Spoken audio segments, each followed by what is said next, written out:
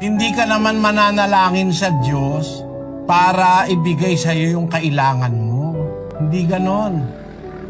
Kaya ka nananalangin sa Diyos para sa kanyang proteksyon, para magpasalamat, para ingatan ka niya. Magkaroon ka nung kailangan mo, hindi ka kailangan manalangin eh. Ang kailangan mo, hanapin mo yung kanyang kaharian, yung kanyang katwiran. At yung kailangan mo, idadagdag niya na lang sa iyo yun. Kahit hindi mo hingin, bibigay niya yun eh. Mo dapat ikabalisa, alam ng Diyos na kailangan mo yung idaramitin, kakainin. Yung kailangan mo talaga, alam ng Diyos yun, even without praying for it. Kahit hindi mo hingin, pag sumusunod ka sa Diyos, ibibigay niya yung kailangan natin.